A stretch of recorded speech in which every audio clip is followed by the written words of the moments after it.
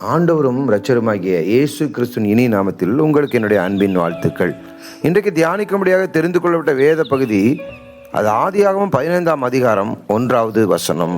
இந்த காரியங்கள் நடந்த பின்பு கர்த்தருடைய வார்த்தை ஆபிரகாமுக்கு தரிசனத்திலே உண்டாகி, அவர் ஆபிரகாமே, நீ பயப்படாதே, நான் உனக்கு கேடகமும் உனக்கு மகா பெரிய பலனுமாய் இருக்கிறேன் என்றார்.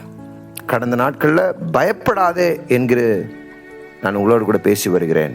ஆபிரகாமை அல்ல, ஆபிராமை கர்த்தர் ஆற்றுக்கு அப்புறமாகிய இடத்திலிருந்து, விக்கிரக ஆராதனையிலிருந்து, நீ புறப்பட்டு வா, உன்னை பெரிய ஜாதியாக்குவேன் என்று வாக்குத்தத்தம் கொடுத்தார். இதுதான் நமக்கு வாக்குத்தத்தம். உங்கள் வாழ்க்கையில கர்த்தர் அழைக்க பொழுது என்ன வாக்குத்தத்தை கொடுத்தாரோ அதை உடனடியாக அவர் நிறைவேற்றிவிட மாட்டார். அதற்கு நம்மை அவர் புடமிடுவார். தேவையில்லாத களிம்பை அகற்றி போடுவார். பொன்னானது அக்கினியினால சுடப்படும் பொழுது முதல்ல கருப்பாக தான் இருக்கும்.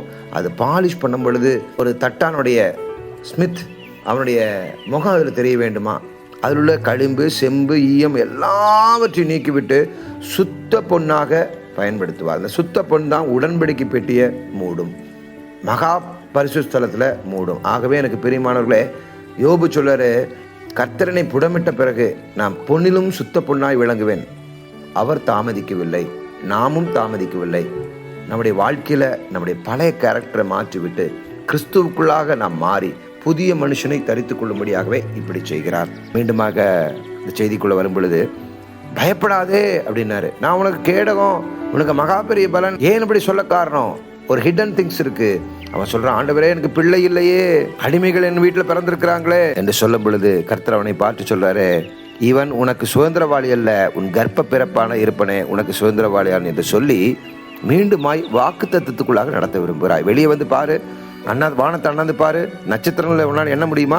அவைகளை நீ எண்ணு, நம்பர் என்று சொல்லி உன் சந்ததி இவ்வளவு வண்ணமாய் இருக்கும் என்றார். அவன் கர்த்தரை விசுவசித்தான், அதை அவர் அவனுக்கு நீதியாக எண்ணினார். கண்களை மூடிலாம் ஜெபிப்போமா? அன்பின் பரலோக பிதாவே, நீங்க சொன்னீங்கப்பா, பயப்படாதே என்று சொன்னீங்க. நான் உனக்கு மகா பெரிய பலன்னு சொன்னீங்க. என்னுடைய விசாரங்களை அறிஞ்சிருக்கிறீங்க. பிள்ளை இல்லை, கடன் பிரச்சனை, குடும்ப போராட்டம், கணவன் மனுக்குள்ள சமாதானம் இல்லை. ஆனால் வாக்குத்தத்தம் சொல்லுது, நான் உன்னை சமாதானம் வைப்பேன், நான் உன்னை பெரிய சாதியாக்குவேன்னு சொன்னா, என்னுடைய வாழ்க்கைக்கு மாம்சீகம் அழிந்து போகும்படி எனக்காக காத்திருக்கிற கர்த்தர் இப்பொழுது செயல்படுவதற்காக நன்றி அப்பா. பொறுப்பெடுத்துக் கொள்ளுங்க, பாதுகாத்துக் கொள்ளுங்க. இயேசுவின் நாமத்தின் நல்ல பிதாவே, ஆமென். தேங்க்யூ. God bless you.